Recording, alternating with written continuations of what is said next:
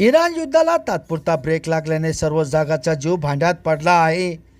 तर पेट्रोल डिझेलच्या किमतीत सध्या कोणतीही वाढ झाली नसली तरी गेल्या काही वर्षात गॅस सिलेंडरच्या किमती वाढल्या आहेत. त्याचवेळी मोदी सरकारसमोर एक मोठा प्रस्ताव आला आहे.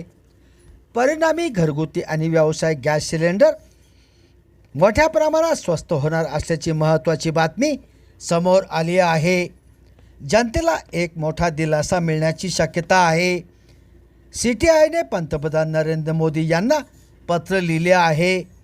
त्यानुसार गॅसवरील कर हटवण्याची मागणी लावून धरण्यात आली आहे. याविषयीचा प्रस्ताव मोदी सरकारसमोर आहे. व्यावसायिक गॅस सिलेंडरवरील 18% GST हटवल्याची वकिली करण्यात आली आहे. त्यामुळे व्यावसायिक गॅस सिलेंडरची किंमत थेट 370 रुपयांनी कमी होईल.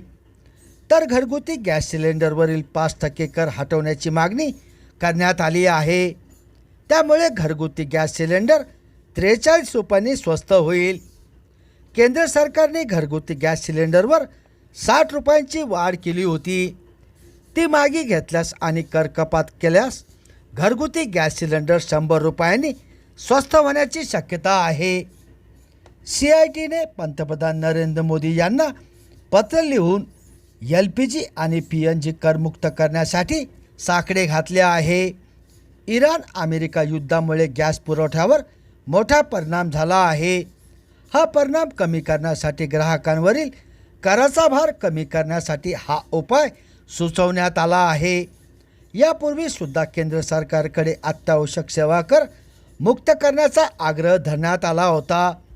मनमोहन सिंग यांच्या कार्यकाळात गॅसची किंमत 500 रुपयांच्या आत होत्या. तर मोदी सरकारच्या कार्यकाळात सिलेंडरचे भाव 1000 रुपयांच्या जवळपास आहे. सध्या घरगुती LPG सिलेंडरवर 5% GST लागू आहे. तर व्यावसायिक सिलेंडर हा दर 18% इतका आहे. तर पाईपलाईनच्या माध्यमातून स्वयंपाकघरात पोहोचणारा PNG सध्या GST परिघाबाहेर आहे.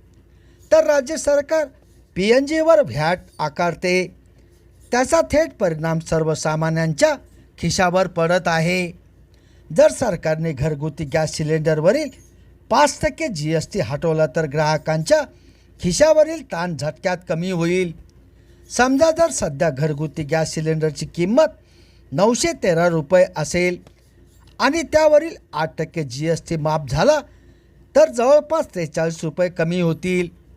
म्हणजे सिलेंडर 870 रुपयाला मिळेल. जर 60 रुपये वाढलेली किंमतही कमी झाली तर सिलेंडरचा थेट दर 810 रुपयावर पोहोचेल. यामुळे ग्राहकांना मोठा दिलासा मिळणार आहे.